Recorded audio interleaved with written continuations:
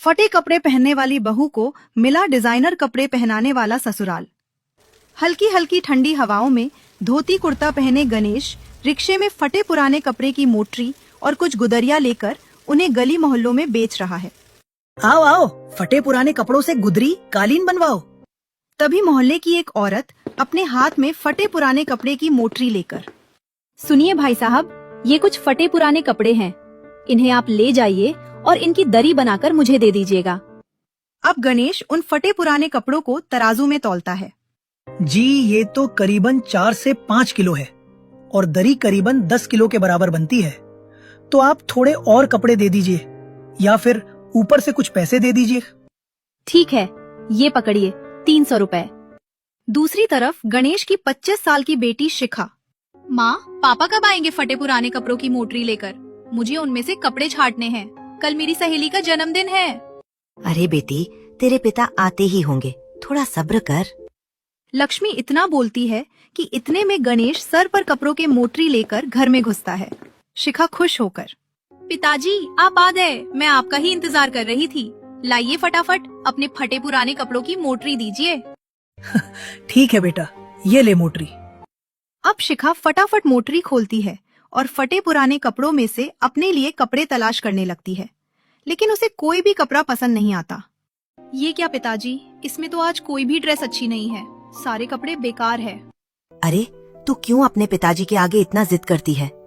तू जानती है ना कि हमारा परिवार फटे पुराने कपड़ों में से ही कपड़े छाटकर पहनता है। जैसे तैसे तो तेरे पिताजी इन कपड़ों से दरी बनाकर हमारा घर चला रहे हैं। पर माँ, मुझे अपनी दोस्त के बर्थडे पार्टी पर जाना है। अच्छा बेटी, उदास मत हो, मेरे पास 200 रुपए है, ये लो। तुम इन पैसे से बाजार जाकर अपने लिए कोई सस्ते कपड़े खरीद लेना। हाँ, आपने तो और अपनी बेटी को सर चढ़ा रखा है। अब शिखा खुशी खुशी पैसों को लेकर बाजार आती हैं और बड़े बड़े दुकानों के बाहर बिकते रिजेक्टेड फटे पुराने कपड़ों में से अपने लिए कपड़े छाटने लगती है। ये क्रॉप टॉप काफी अच्छा लग रहा है और ये बैगी जीन्स भी, पर ये क्रॉप टॉप का कंधा फटा है और ये जीन्स भी काफी पुरानी है, इसकी सिलाई काफी हल्की हो गई है, कहीं ये पहनते ही फट ना जाए। भैया, थोड़े मजबूत कपड़े नहीं है क्या? अरे बिटिया, 100-200 रुपए में तुम्हें ऐसे ही फटे पुराने कपड़े मिलेंगे जिनकी सिलाई उधरी हुई होती है। पक्की सिलाई वाले कपड़े तो दुकान में मिलते हैं। अब मायूस होकर शिखा वही कपड़े खरीद लेती है और उसे सिलाई मशीन से सिलकर ठीक करके पहनकर दोस्त के पार्टी में जाती हैं। लेकिन कपड़ों पर अलग रंग के धागे की सिलाई देखकर पार्टी में आई लड़कियां अरे शिखा, ये क्या, तुम अपने कपड़े हाथ से सिलकर पहन कर आई हो? ये कपड़े तो साइड से सिले हुए लग रहे हैं, सिलाई भी इनकी उधरी हुई है। लग नहीं रहे, ये ऑलरेडी फटे ही हैं एक्चुअली। शिखा हमारे ग्रुप में रोड साइड से फटे पुराने कपड़े खरीद कर ही पहनती है। लेकिन शिखा, तुम्हें पार्टी में तो ऐसे कपड़े पहन के नहीं आना चाहिए था। अब ये सुनकर शिखा बहुत अनकंफर्टेबल हो जाती है और मायूस होकर पार्टी से घर आ जाती है। इसी तरह अगले दिन पड़ोस की कलावती अपने हाथों में पुराने कपड़ों को लेकर लक्ष्मी के घर आती है। ये लो लक्ष्मी, ये कुछ फटे पुराने कपड़ों की मोटरी है। अपने पति से कहकर मेरे लिए इन कपड़ों से अच्छी दरी और पायदान बनवा देना। और सुनो, इन कपड़ों में से कुछ कपड़े अगर अपने लिए छाटने हो तो छाट लेना, क्योंकि तुम्हारी बेटी और तुम तो फटे पुराने कपड़ों में से ही कपड़े छाट कर पहनती हो ना। कलावती की बात सुनकर लक्ष्मी और उसकी बेटी शिखा को शर्मिंदगी महसूस होती है। उन्हें ये अल्फाज किसी ताने से कम नहीं लगते, लेकिन गरीबी की मार से वो लोग चुप रहती हैं। आपका बहुत बहुत शुक्रिया कलावती आंटी। अब अगले दिन शिखा से मिलने उसकी फ्रेंड उसके घर आती है, जहाँ शिखा पुराने रद्दी फटे चिटे कपड़ों में से अपने लिए कपड़े छाट रही होती है। अरे शिखा, तुम अब तक लोगों के यहाँ से आए हुए फटे पुराने कपड़ों में से कपड़े छाट कर पहनती हो? मुझे तो लगा था कि अब तुम्हारा स्टैंडर्ड थोड़ा बदल गया होगा। नहीं, मैं अब भी वैसी ही हूँ। वैसे क्या बुराई है इन कपड़ों में? मेरे पिताजी जो कपड़े लेकर आते हैं वो बड़े बड़े कोठी बंगले से ही लेकर आते हैं, और ऐसे बड़े बड़े बंगले कोठी में रहने वाले लोग इन कपड़ों को 1 से 2 बार ही पहनते हैं। उसके बाद उनके लिए ये कपड़े यूजलेस हो जाते हैं, जिन्हें हम जैसे गरीब लोग आराम से पहन लेते हैं। ओह गॉड, तुम और तुम्हारी ये गरीबों वाली बातें मेरी समझ से तो परे है। मैं जा रही हूँ। तभी वहाँ पर लक्ष्मी आती है।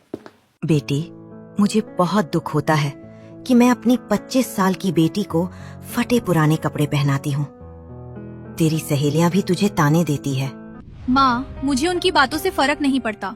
मैं अपने घर के हालात को बहुत अच्छी तरीके से जानती हूँ। इसी तरह एक दिन शिखा घर का सामान खरीदने बाहर जाती है।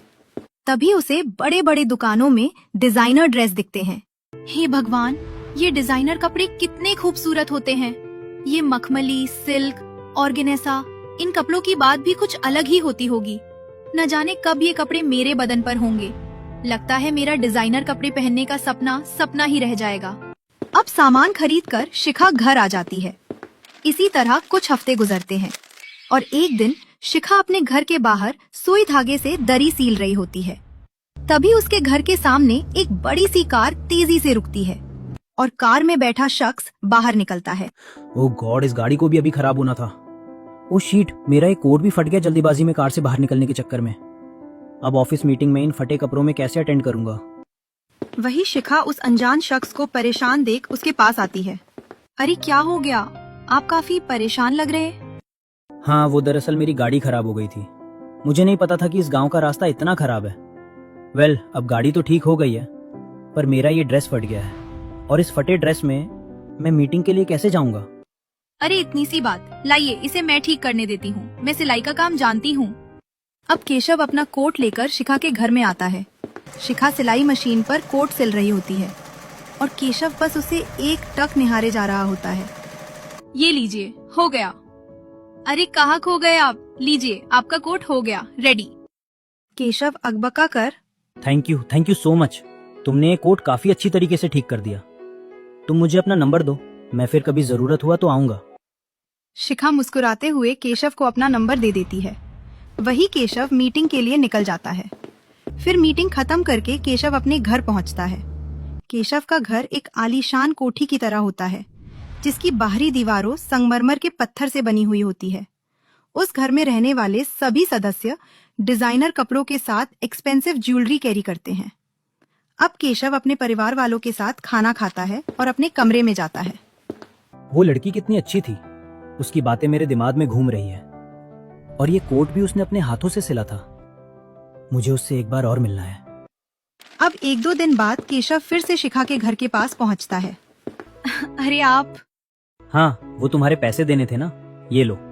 अरे इतने छोटे मोटे काम के लिए मैं पैसे नहीं लेती। वो तो मामूली सी सिलाई थी। अरे नहीं, रख लो पैसे। नहीं नहीं, रहने दीजिए, अपनों से क्या पैसे लेना। ये सुनकर केशव मुस्कुरा देता है। क्या कहा तुमने? मतलब तुम मुझे अपना मानती हो? शिखा बिना कुछ कहे बस मुस्कुरा देती है। केशव को जवाब मिल जाता है और वह चुपचाप वहां से चला जाता है। इस दिन के बाद से दोनों की ही फोन पर लगातार बात होनी शुरू हो जाती है। कुछ महीने गुजरते हैं, जिसके बाद केशव ये बात अपने घर वालों से बताता है। पर बेटा, वो लड़की गरीब है, तो तुम दोनों का माइंडसेट मैच तो होगा ना। मम्मी जी, उस लड़की के बारे में इतना डिस्कशन करने की जरूरत ही नहीं है, क्योंकि मैं देवर जी की शादी अपनी बहन से करवाना चाहती हूँ, जो मेरी तरह ही फैशनेबल है और डिजाइनर कपड़े पहनती है। मुझे वो गरीब लड़की अपनी देवरानी के रूप में बिल्कुल नहीं चाहिए। भाभी, ये क्या जबरदस्ती है? मैं आपकी बहन को बिल्कुल भी पसंद नहीं करता। शादी तो बहुत दूर की बात है, और माँ में शादी करूंगा तो सिर्फ और सिर्फ शिखा से। अच्छा ठीक है बड़ी बहू, तुम अपनी बहन को मना कर दो। अगर मेरा बेटा उस लड़की से शादी करना चाहता है तो जरूर उसमें कोई बात होगी। हम उससे मिलना चाहते हैं। अब अगले दिन केशव अपने परिवार को लेकर शिखा के गरीब घर में पहुंचता है, जहां उसके पिता फटे कपड़ों को कैंची से काट रहे होते हैं और शिखा दरी सील रही होती है और माँ चूल्हे पर खाना पका रही होती है। अरे केशव जी, आप? और ये लोग, ये आपके माता पिता है?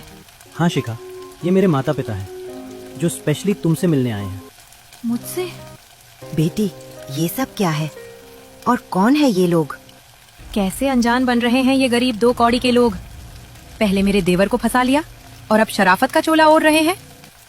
जी आप लोग घबराइए मत, मैं यहाँ आपकी बेटी के लिए रिश्ता लेकर आई हूँ। क्या हम जैसा गरीब परिवार जो फटा पुराना कपड़ा पहनकर उसे बेचकर अपना घर चलते हैं, आप ऐसे परिवार की लड़की से अपने बेटे की शादी करना चाहते हैं? जी बिल्कुल करना चाहते हैं। अगर मेरे बेटे ने आपकी बेटी को पसंद किया है तो जरूर उसमें कोई बात होगी। अब आप एक अच्छा सा मुहूर्त निकलवाइए। अरे मैं तो आप लोगों का शुक्र अदा करती हूँ, जो आप मेरी गरीब बेटी को अपने घर की बहू बनाना चाहते हैं। अब 3 से 4 हफ्ते गुजरते हैं और शिखा पूरी विधि विधान के साथ शादी करके अपने ससुराल आती है। शिखा कलश गिराकर घर के अंदर प्रवेश करती है। तभी उसकी जेठानी की बेटी उसके लहंगे को पकड़कर, छोटी चाची, आप बहुत प्यारी लग रही हो। तभी स्नेहा उसके हाथ को खींचकर, मीनू, चुपचाप से इधर आओ और अपनी छोटी चाची के कपड़े छूना बंद करो। पता नहीं किस कबाड़ के ढेर से तुम्हारी चाची ने ये फटा पुराना लहंगा अपने लिए तैयार किया होगा। बड़ी बहू, छोटी बहू ने अपने पीहर के आर्थिक स्थिति के हिसाब से जो भी पहना है वो उस पर बहुत खूबसूरत लग रहा है। हाँ छोटी भाभी, आप काफी अच्छी लग रही है। अब जाइए, आप आराम कर लीजिए। हाँ बहू जाओ, फिर कल तुम्हारी मुंह दिखाई की रस्म भी है। अब अगले दिन शिखा नहा धोकर पुरानी साड़ी पहनकर तैयार हो रही होती है। तभी वहाँ उसकी सास अपने हाथों में ऑर्गेन्जा फैब्रिक की डिजाइनर साड़ी लेकर आती हैं। बहू, ये लो, मैं तुम्हारे लिए डिजाइनर साड़ी लेकर आई हूँ। तुम इसे पहनकर तैयार हो जाओ। सुजाता साड़ी रखकर चली जाती है। वही शिखा साड़ी उठाकर, अरे माँ जी ने तो कुछ ज्यादा ही डिजाइनर साड़ी दे दी है। ऐसी डिजाइनर साड़ी तो मैंने कभी नहीं पहनी है। इसे कैसे पहनते हैं?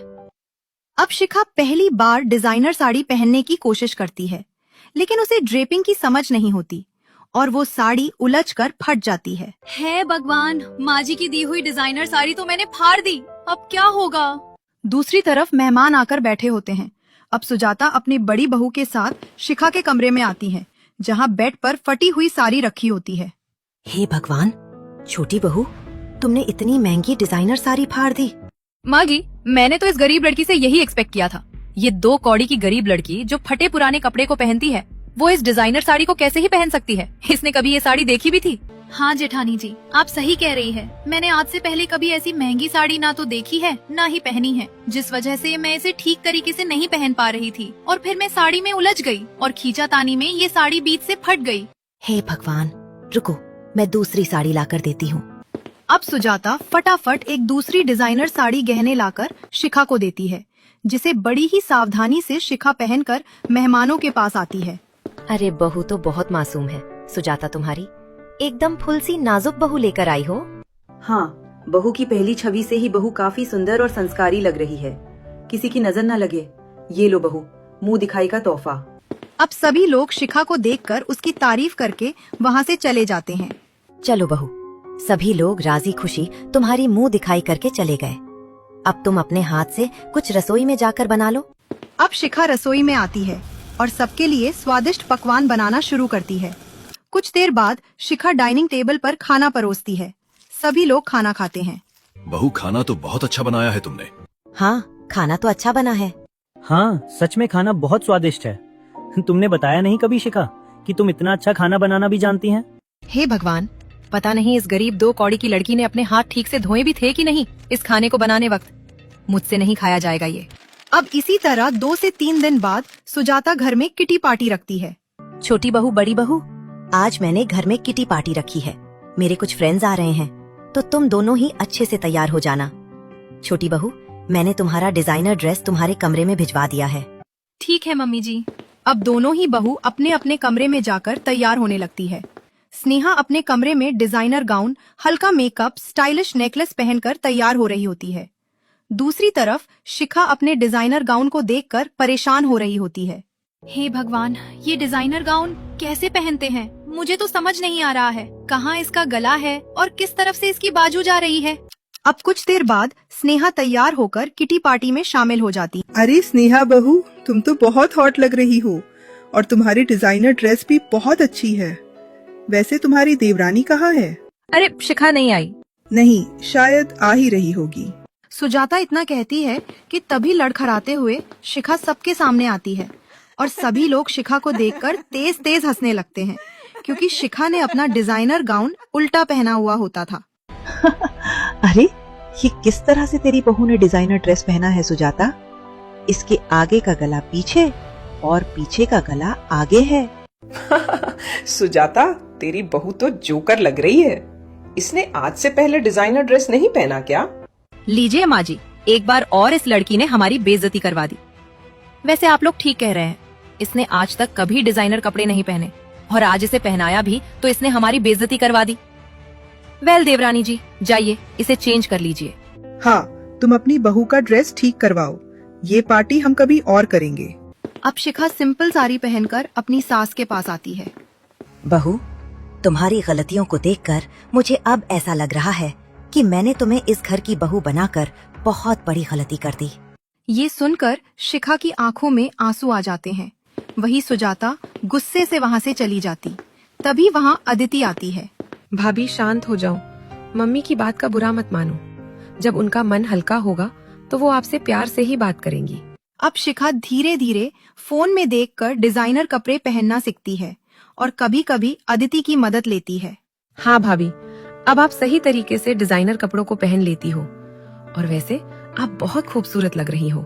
अब शिखा शीशे के पास मखमली डिजाइनर साड़ी में चमकते गहनों के साथ खुद को देखकर, सच में मैं तो किसी महारानी से कम नहीं लग रही हूँ। तुम्हें पता है अदिति, एक टाइम था जब मैं अपने मायके में फटे पुराने कपड़ों में से फटे कपड़ों को छाट कर उन्हें सिलकर अपने पहने लायक बनाती थी, और अब मैं अपने ससुराल में हर दिन डिजाइनर कपड़े पहन रही हूँ। हाँ भाभी, मैं जानती हूँ आपका पास्ट काफी स्ट्रगलफुल था, बट अब आप उन पलों को भूल जाइए। इसी तरह कुछ हफ्ते गुजरते हैं और एक दिन सुजाता अपने हाथों में पुराने कपड़ों की मोटरी घर से बाहर निकाल रही होती है, जिसे देख शिखा, अरे माँ जी, आप इन कपड़ों को बाहर क्यों फेंक रही है?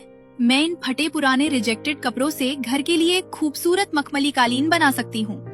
ये सुनकर स्नेहा कहती है, उसे मखमली कालीन नहीं देवरानी जी, गुदरी बनाना कहते हैं। वो गुदरी जो आप शादी से पहले फटे पुराने कपड़ों से बनाती थी, यही आपका असली स्टैंडर्ड है। बड़ी बहू शांत हो जाओ और छोटी बहू अपने स्टैंडर्ड को हमारे फैमिली के स्टैंडर्ड से मेंटेन करना सीखो। हमारे घर की बहू ये गुदरी बनाने का काम नहीं करती।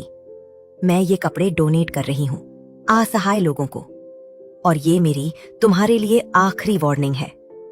अगली बार तुमने मेरे स्टैंडर्ड से हटके कुछ भी करने की कोशिश की तो मुझसे बुरा कोई नहीं होगा। ये सुनकर शिखा सहम जाती है और इस दिन के बाद से शिखा अपने मायके की हर एक आदत को भुला देती है और अब वह अपनी सास के साथ बैठना, शॉपिंग करना, डिजाइनर कपड़े पहनना, घूमना फिरना शुरू करती है और धीरे धीरे अपने आप को पूरी तरीके से बदल लेती है। बहू, अब तुम बिल्कुल मेरे स्टैंडर्ड की लग रही हो। अब रात को कमरे में केशव भी शिखा से कहता है, शिखा, तुम्हारी पर्सनालिटी अब बिल्कुल बदल चुकी है।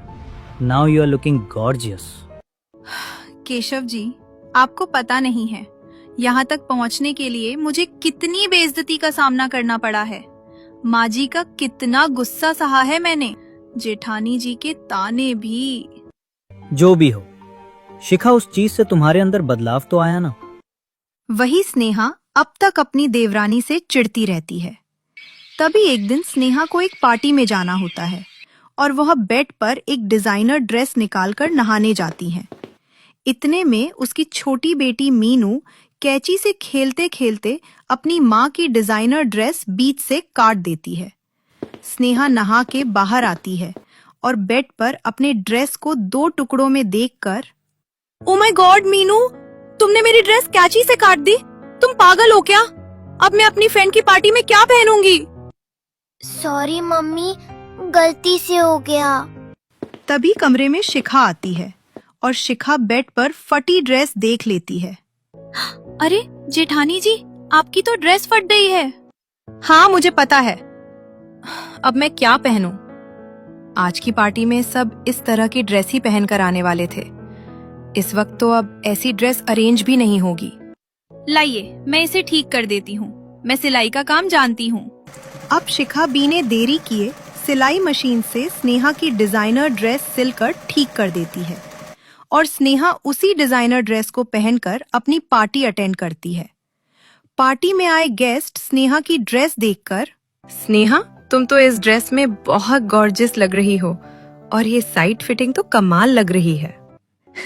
हाँ सच में, इस पूरे पार्टी में तुम्हारी डिजाइनर ड्रेस ही हाईलाइट हो रही है। Thank you so much. हे भगवान, आज मेरी देवरानी की वजह से मेरी ये कीमती डिजाइनर ड्रेस ठीक हो पाई है और पार्टी में सब मेरी तारीफ भी उन्हीं की वजह से कर रहे हैं। अब स्नेहा पार्टी से आकर फौरन शिखा को गले लगाती है। Shikha, Shikha, you are a really nice person. मुझे माफ कर दो, मैंने तुम्हारे साथ बहुत बदतमीजी की है, लेकिन आज तुम्हारी वजह से पार्टी में सब मेरी तारीफ कर रहे थे। अरे ये तो बहुत अच्छी बात है। और रही आपकी पुरानी बातें, तो मैंने उन्हें कभी दिल से नहीं लगाया जेठानी जी। अब इस दिन के बाद से स्नेहा भी शिखा को पसंद करने लगती है और अब वह उसके साथ ही चिल करती है, डिजाइनर कपड़ों की शॉपिंग करती है और उसके साथ ढेर सारा टाइम स्पेंड करती हैं। The end.